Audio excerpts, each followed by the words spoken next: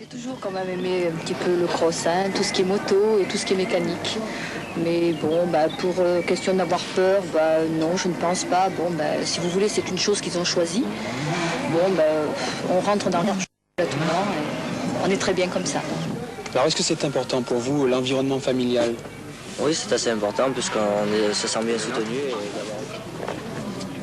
Le petit veut rattraper le plus grand.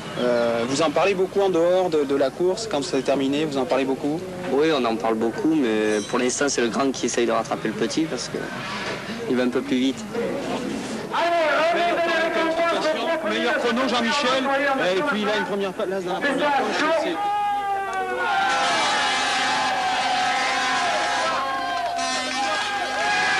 Et quel conseil vous pouvez donner à votre frère qui est derrière vous? Oh, pas grand-chose, d'essayer de progresser, d'essayer un peu d'aller plus vite et de prendre de bons départs et tout ce qui s'ensuit pour faire de bons résultats. Oui, vous pensez qu'il va pouvoir vous égaler bientôt? Je sais pas, ça c'est en fonction de lui, s'il veut progresser ou il faut qu'il ait envie de le faire, surtout, voilà, c'est ça.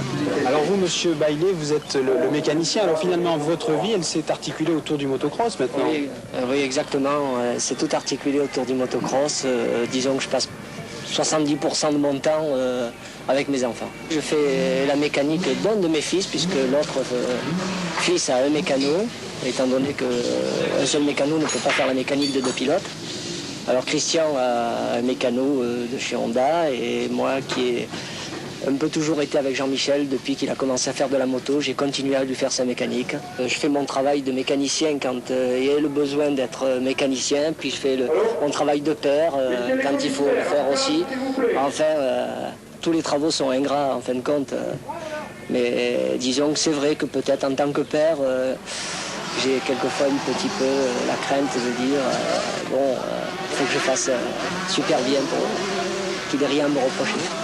Et viendra bien le jour qu'il faudra que je lâche aussi un petit peu et qu'il ait aussi un mécano pour que je puisse un petit peu m'occuper de choses un peu pour les deux, d'ensemble et tout ça. Histoire de famille ou affaire de team, l'assistance en course est indispensable pour tenir les pilotes informés et pour adopter une tactique de course. Chronomètre avec minutage pour chaque tour, panneau pour communiquer le temps et la position des principaux adversaires. Une victoire en Grand Prix ne doit rien au hasard. Enfin, le temps fort, le moment le plus attendu. La grille vient de s'abaisser pour le départ de la première manche de ce Grand Prix de France avec le passage le plus délicat, l'entonnoir du premier virage. C'est aussi ici que se joue la victoire. Les meilleurs doivent passer en tête et éviter la bousculade. Jean-Michel Baille, grand espoir du motocross français, s'en est bien tiré. Il est passé avec les premiers. Le passage le plus spectaculaire, la grande butte où les pilotes font des bonds de plus de 20 mètres. Jean-Michel Baille, numéro 41, est aux avant-postes. Il va virer devant la table des juges, juste derrière le numéro 1, le Hollandais Dave Stribos, champion du monde en titre et deuxième au classement provisoire.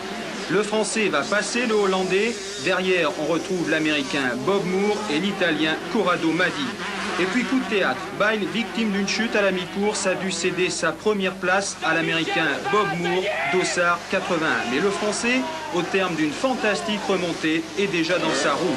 Jean-Michel Baille attaque l'Américain, Bob Moore résiste, mais au tour suivant, il va devoir céder. Baille, meilleur chrono aux essais, va harceler l'Américain et c'est lui qui va déboucher en tête de cette butte. 19 ans, le Français, grande révélation de la saison. Aujourd'hui, propulsé parmi les stars de la catégorie. Jean-Michel Baille, qui ne va pas tarder à passer devant nous. Il va passer en tête devant la grande ligne droite sous l'acclamation des 15 000 spectateurs. Derrière l'Américain Moore en deuxième position, puis l'Italien Massimo Contini sur Cagiva. Les deux Hollandais Stribos et Vandenberg sont distancés.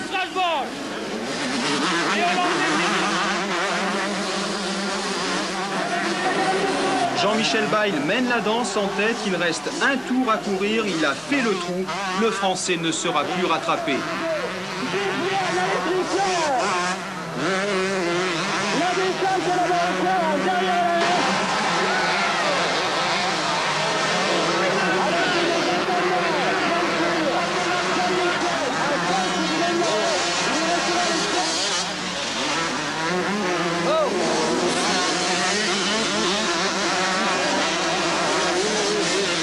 Jean-Michel Bayle va réapparaître sur la grande butte avant l'arrivée. Il s'envole vers sa première victoire dans une manche de Grand Prix. Il ne lui reste que quelques mètres. Le drapeau du commissaire de course s'agite. Jean-Michel Bayle s'impose devant l'Américain Bob Moore sous l'ovation des supporters français.